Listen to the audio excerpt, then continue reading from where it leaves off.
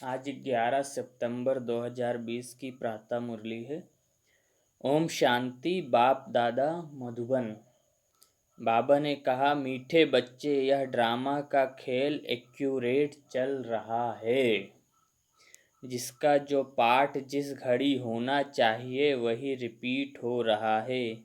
यह बात यथार्थ रीति समझना है। मतलब हमें बड़ा निश्चय होना चाहिए कि हम सृष्टि नाटक रंगमंच में ड्रामा में एक्टर हैं और जो जैसा कर रहा है उसके ड्रामा में वैसा ही उसका रोल लिखा हुआ है। हम उसके रोल को बदल नहीं सकते। यह बात यथार्थ रीति समझना है। प्रश्न, तुम बच्चों का प्रभाव कब निकलेगा? अभी तक किस शक्ति की कमी है? कब दुनिया मानेगी हमारे कहने पे कि भगवान हाँ आया है और इन्हीं को मिला है? इस किस बात की कमी है? उत्तर, जब योग में मजबूत होंगे तब प्रभाव निकलेगा। जब हमें भगवान की याद निरंतर रहेगी तभी लोगों को निश्चय होगा कि हाँ इनको भगवान मिला है। जब योग में मजबूत होंगे तब प्रभाव निकलेगा। अभी वह जौहर नहीं है। याद से ही शक्ति मिलती है। ज्ञान तलवार में याद का जौहर चाहिए। ज्ञान क्या है? ये तलवार है। और जौहर क्या है? याद। मतलब उसकी धार जो है याद है। ज्ञान तलवार में याद का जौहर चाहिए जो अभी कम है। अगर अपने को आत्मा समझ बाप को याद करते रहो तो बेड़ा पार हो जाएगा। यह सेकंड की ही बात है। ओम शांति। रूहानी बच्चों को रूहानी बाप बैठ समझाते हैं। रूहानी बाप एक को ही कहा जाता है, बाकी सब हैं आत्माएं। उनको परमात्मा कहा जाता है। बाप कहते हैं, मैं भी हूँ आत्मा, परंतु मैं परम सुप्रीम सत्य हूँ। मैं ही पतित पावन ज्ञान का सागर हूँ। बाप कहते हैं, मैं आता ही हूँ भारत में बच्चों को विश्व का मालिक बनाने। तुम ही मालिक थे ना। अब स्मृति आई है, बच्चों को स्मृति दिलाते हैं। तुम पहले पहले सतयुग में आए, फिर पाठ बजाते 84 जन्म भोग, अब पिछाड़ी में आ गए हो। तुम अपने को आत्मा समझो। आत्मा अविनाशी है, शरीर विनाशी है। आत्मा ही देह के साथ आत्माओं से बात करती है। आत्म अभिमानी हो करके नहीं रहते हैं तो जरूर देह अभिमान है। मैं आत्मा हूँ यह सब भूल गए हैं। कहते भी हैं पाप आत्मा, पुण्य आत्मा, महान आत्मा। वह फिर परमात्मा तो बन नहीं सकते। कोई भी अपने को शिव कह न सके। शरीर के शिव नाम तो बहुतों के हैं। आत्मा जब शरीर में प्रवेश करती है तो नाम पड़ता है, क्योंकि शरीर से ही पाठ बजाना होता है, अर्थात शरीर से ही कर्म करना होता है। तो मनुष्य फिर शरीर के भान में आ जाते हैं। मैं फलाना हूँ। अभी समझते हाँ मैं आत्मा हूँ। हमने 84 का पाठ बजाया है। अभी हम आत्मा को जान गया हूँ। हम आत्मा सतो प्रधान थी, फिर अभी तमो प्रधान बनी हूँ। बाप आते ही तब हैं जब सब आत्माओं पर कट लगी हुई है। जैसे सोने में खाद पड़ती है ना। तुम पहले सच्चा सोना हो, फिर चांदी तांबा लोहा पढ़कर तुम बिल्कुल काले हो गए हो। यह बात कोई और समझ न सके। सब कह देते हैं आत्मा निर्लेप है, खाद कैसे पड़ती है। यह भी बाप ने समझाया है बच्चों को। बाप कहते हैं मैं आता ही भारत में हूँ। जब बिल्कुल तमो प्रधान बन जाते हैं तब आता हूँ। एक्यूरेट टाइम पर आते हैं, जैसे ड्रामा में एक्यूरेट खेल चलता है ना। जो पाठ जिस घड़ी होना होगा उस समय फिर रिपीट होगा, उसमें जरा भी फर्क नहीं पड़ सकता। वह है हद का ड्रामा या है बेहद का ड्रामा। यह सब बहुत महीन समझने की बातें हैं। बाप कहते हैं तुम्हारा जो पाठ बजा वह ड्रामा अनुसार कोई भी मनुष्य मात्र ना रचयिता को ना रचना के आदि मध्य अंत को जानते हैं। कोई मनुष्य नहीं जानता सतयुग क्या था, द्वापर क्या था, त्रेता कलयुग ये सब कैसे है, क्या क्या है। यथार्थ रीति कोई नहीं जानता है। ऋषि मुनि भी नेति नेति करते गए।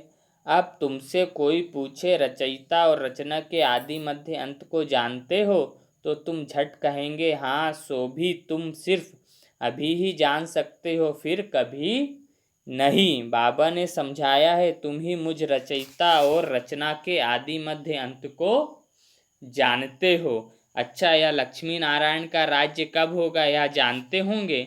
नहीं, इनमें कोई ज्ञान नहीं। लक्ष्मी नारायण को ये नहीं मालूम कि हमें रचा किसने है और भगवान कौन है। यह तो वंडर है।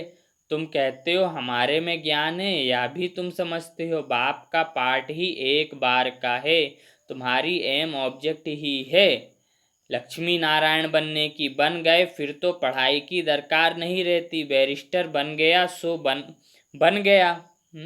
डॉक्टरी की पढ़ाई कर रहा है, डॉक्टर बन गया, फिर पढ़ने की क्या ज़रूरत है। ऐसे यहाँ पे भी कह रहे हैं, तुम्हारी एम ऑब्जेक्ट ही है लक्ष्मी नारायण बनने की। बन गए फिर तो पढ़ाई की दरकार ही नहीं रहेगी। बैरिस्टर बन गया सो बन गया। बाप जो पढ़ाने वाला है उनको याद तो करना चाहिए। तुमको सब सहज कर दिया है। बाबा बार बार तुम्हें कहते हैं, पहले अपने को आत्मा समझो। मैं बाबा का हूँ। पहले तुम नास्तिक थे, अभी आस्तिक बने हो। इन लक्ष्मी नारायण ने भी आस्तिक बनकर ही यह वर्षा लिया है। आस्तिक बनना क्या, जो भगवान को जाने वही आस्तिक है, और जो नहीं जानता वो नास्तिक है। इन लक्ष्मी नारायण ने भी आस्तिक बनकर ही यह वर्षा लिया है जो अभी तुम ले रहे हो। अभी तुम आस्तिक बन रहे हो। आस्तिक नास्तिक यह अक्षर इस समय के हैं, वहाँ यह अक्षर ही नहीं। पूछने की बात ही नहीं रह सकती। पूछने की बात ही नहीं रह सकती। यहाँ प्रश्न उठते हैं तब तो पूछते हैं। रचता और रचना को जानते हो तो कह देते नहीं, बाप ही आकर अपना परिचय देते हैं और रचना के आदि मध्य अंत का राज समझाते हैं। बाप है बेहद का मालिक, रचता। बच्चों को समझाया गया है और धर्म स्थापक भी यहाँ जरूर आते हैं। तुमको साक्षात्कार कराया था। इब्राहिम क्राइस्ट आदि कैसे आते हैं? वह तो पिछाड़ी में जब बहुत आवाज निकलेगा तब आएंगे। बाप कहते हैं, बच्चे देह सहित देह के सब धर्मों को त्याग मुझे याद करो। अपने देह को भी भूल के, और देह के ही सारे धर्म हैं, क्योंकि मनुष्य का धर्म तो आत्मा है। बाप कहते हैं, बच्चे देह सहित देह के सब धर्मों को त्याग मुझे याद करो। अभी तुम सम्मुख बैठे हो। अपने को देह नहीं समझना है, मैं आत्मा हूँ। अपने को आत्मा समझ बाप को याद करते रहो तो बेड़ा पार हो जाएगा। सेकंड की बात है, मुक्ति में जाने के लिए ही भक्ति आधा कल्प करते हैं। क्यों भक्ति करते हैं? कि जन्म मरण के चक्कर से मुक्त हो, अर्थात मुक्ति में जाएं। लेकिन कोई भी आत्मा वापस जा नहीं सकती। 5000 वर्ष पहले भी बाप ने यह समझाया था, अभी भी समझाते हैं। श्री कृष्ण यह बातें समझा नहीं सकते। श्री कृष्ण ये सब बातें समझा नहीं सकते, क्योंकि उनको खुद ही नहीं पता कि भगवान कौन है, और वो तो छोटा बच्चा है। उनको बाप भी नहीं कहेंगे, कृष्ण को बाप नहीं कह सकते, भगवान ही कहेंगे। बाप है लौकिक, अलौकिक और पारलौकिक। लौकिक बाप जो सभी का है, अलौकिक बाप शिव बाप नहीं, पारलौकिक बाप शिव बाबा, और अलौकिक बाप ये ब्रह्मा जिसने ब्राह्मण रचे। और हद का बाप लौकिक, बेहद का बाप है पारलौकिक आत्माओं का। और एक यह है संगम युगी वंडरफुल बाप। इनको अलौकिक कहा जाता है। संगम पर ही ब्रह्मा होते हैं। प्रजापिता ब्रह्मा को कोई याद नहीं करते हैं, कोई याद ही नहीं करते। वह हमारा ग्रेट ग्रेट ग्रैंड फादर है, या बुद्धि में नहीं आता है। अगर ब्रह्मा ही ने सृष्टि रची है तो वह हमारा पिता तो हुआ ना। ग्रेट ग्रेट ग्रैंड फादर मतलब बड़े से बड़ा बाप है। कहते भी हैं आदि देव एडम। हिंदू धर्म में आदि देव कहते हैं, आदि देव आदि देवी जिसने सृष्टि रची। क्रिश्चियन लोग एडम ईव कहते हैं। एडम मतलब ब्रह्मा सरस्वती। मुसलमान लोग कहते हैं आदम बीवी। आदम मतलब ब्रह्मा, बीवी मतलब सरस्वती। परंतु कहने मात्र, जानते नहीं हैं। कहते भी हैं आदि देव एडम, परंतु कहने मात्र मंदिरों में भी आदि देव का चित्र है ना। तुम वहाँ जाएंगे तो समझेंगे, या तो हमारा यादगार है। बाबा भी बैठे हैं, हम भी बैठे हैं। यहाँ बाप चैतन्य में बैठे हैं, वहाँ जड़ चित्र रखे हैं। ऊपर में स्वर्ग भी ठीक है। जिन्होंने मंदिर देखा है वह जानते हैं कि बाबा हमको अब चैतन्य में राजयोग सिखा रहे हैं, फिर बाद में मंदिर बनते हैं।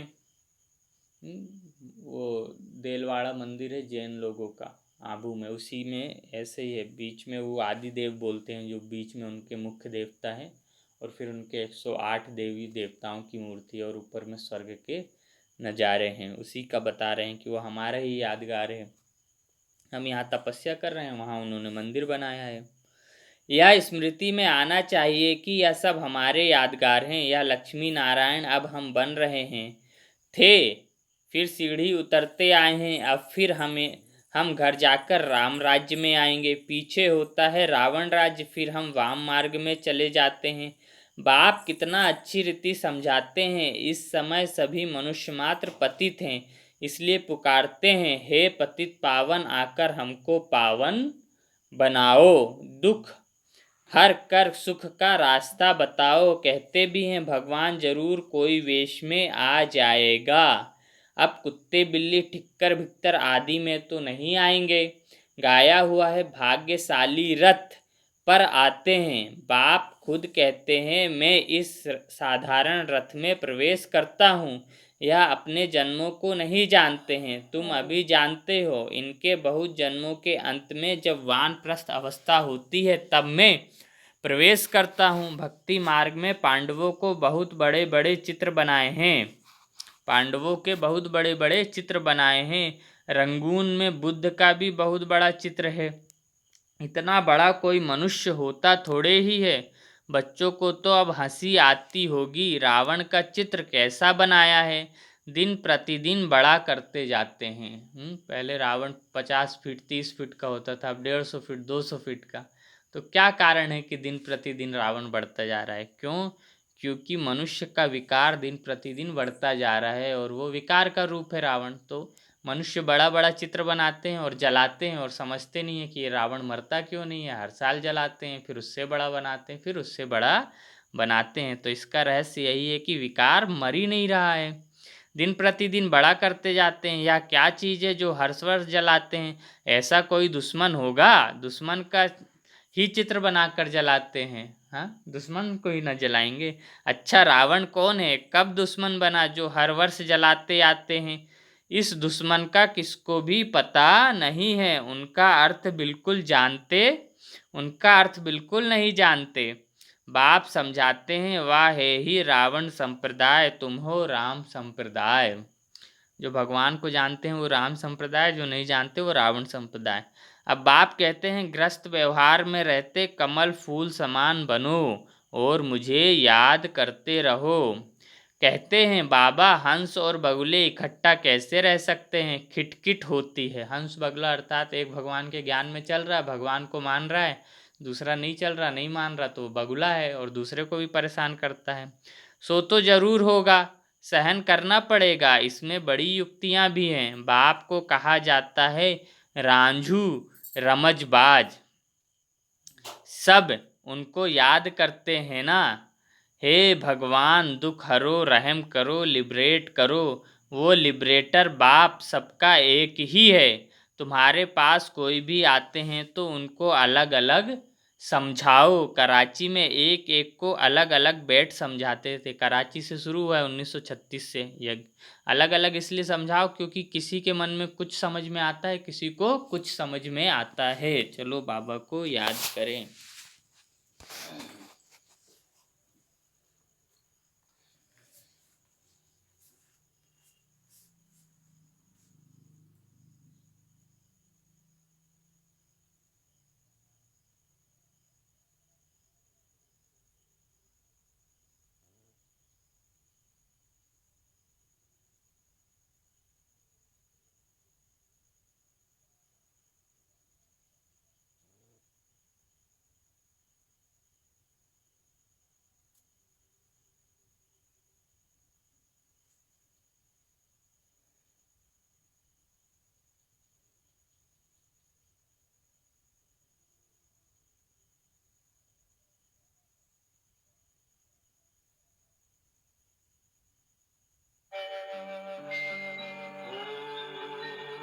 शांति शांति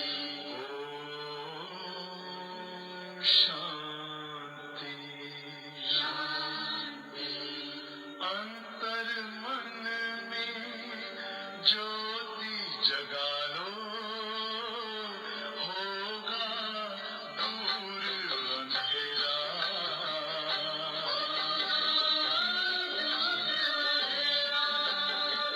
शिव का कर लो ध्यान आ रहा पावन पुण्य सवेरा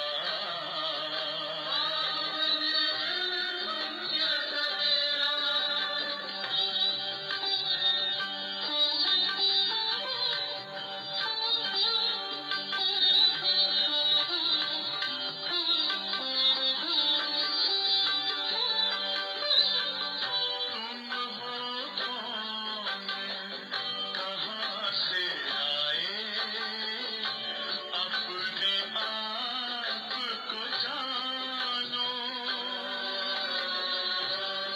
राजयोग के द्वारा अपना परम पिता पहचानो इसी राजपथ पर चलकर तुम पालो अपना बसेरा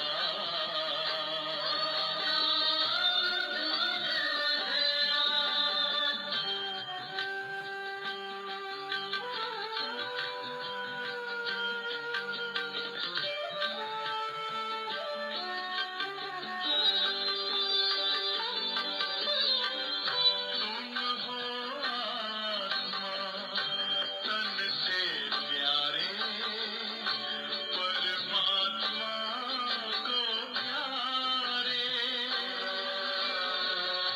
दिव्य गुणों को धारण करके योगी बनो दुलारे ज्योति बिंदु ही तोड़ेगा ये माया मोह का घेरा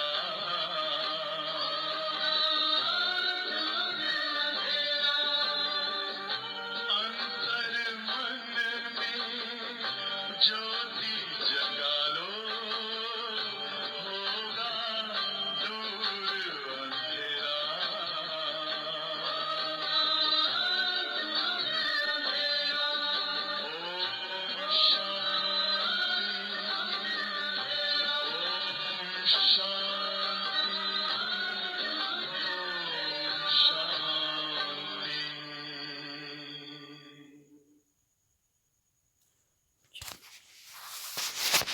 तुम बच्चे जब योग में मजबूत हो जाएंगे तो फिर तुम्हारा प्रभाव निकलेगा।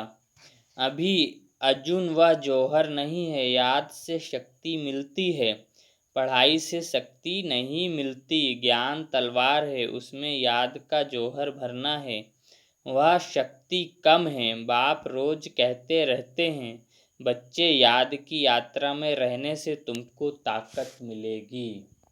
भगवान रोज तो यही बोलता है मुझे याद करो, मुझे याद करो।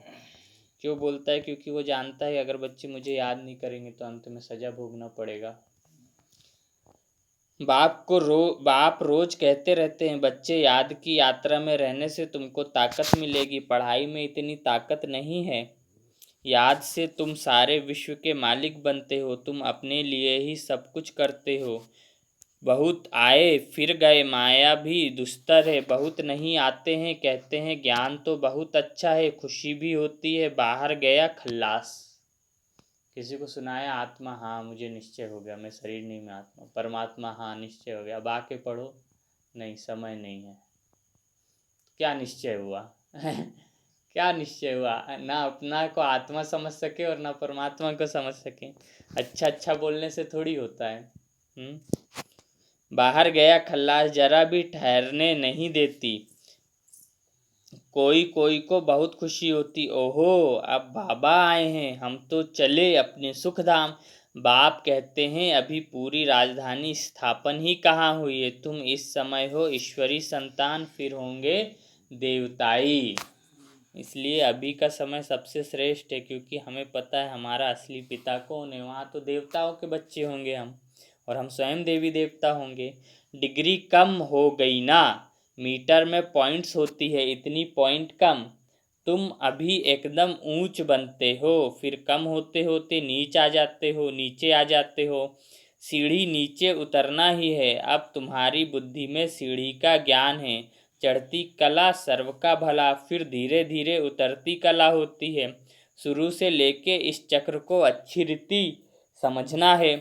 इस समय तुम्हारी चढ़ती कला होती है, क्योंकि बाप साथ है ना।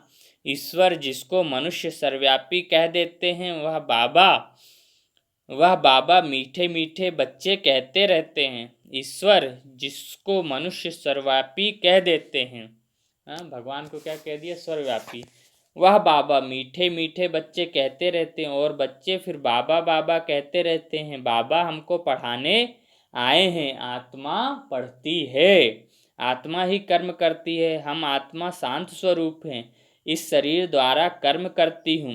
अशांत अक्षर ही तब कहा जाता है जब दुख होता है। बाकी शांति तो हमारा स्वधर्म है। बहुत कहते हैं मन की शांति हो, अरे आत्मा तो स्वयं शांत स्वरूप है, उनका घर ही है शांति धाम। तुम अपने को भूल गए हो, तुम तो शांति धाम के रहने वाले थे। शांति वहाँ ही मिलेगी। आजकल कहते हैं एक राज्य, एक धर्म, एक भाषा हो, one cast, one religion, one God. अब गवर्नमेंट लिखती भी है वन गॉड है, फिर सर्वव्यापी क्यों कहते हैं।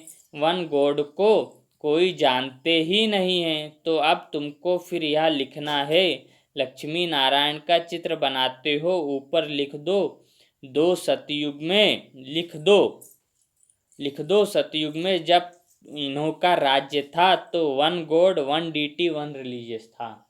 सतयुग में जब लक्ष्मी नारायण का राज्य था तो एक भगवान, एक देवी देवता धर्म और एक ही रिलीजन था, है ना, देवी देवता धर्म था। परंतु मनुष्य कुछ समझते नहीं है, अटेंशन नहीं देते। अटेंशन उनका जाएगा जो हमारे ब्राह्मण कुल का होगा, और कोई नहीं समझेंगे। इसलिए बाबा कहते हैं अलग अलग बिठाओ फिर समझाओ।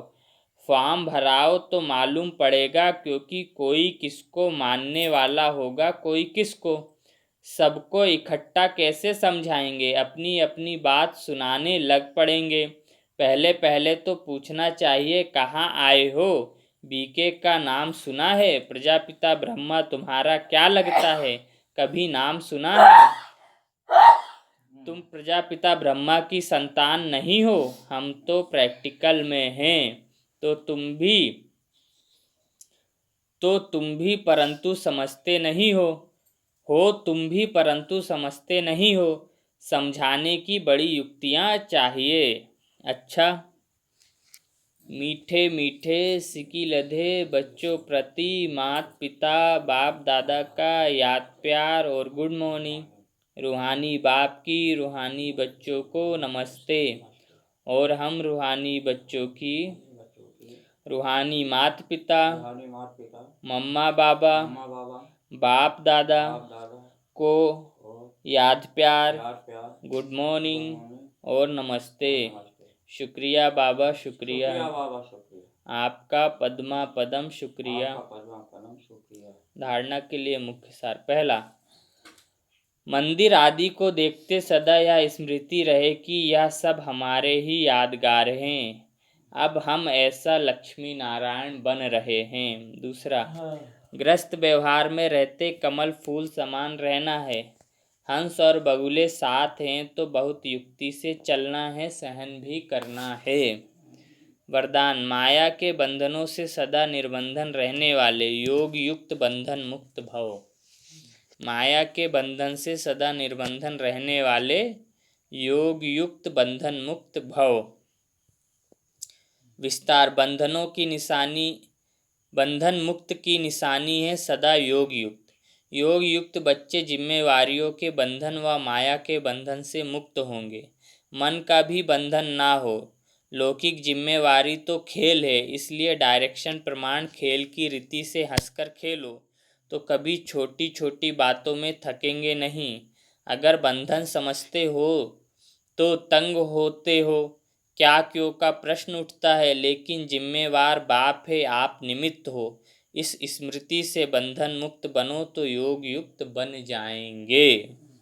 जिम्मेवार कौन है? बाप है, अर्थात करण करावनहार बाप है और हम कर रहे हैं, हमारी कोई भी जिम्मेदारी नहीं है। स्लोगन: करण करावनहार की स्मृति से भान और अभिमान को समाप्त करो।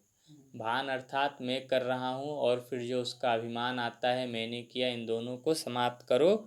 करण करावनहार की स्मृति से भान और अभिमान को समाप्त करो। अच्छा, ओम शांति।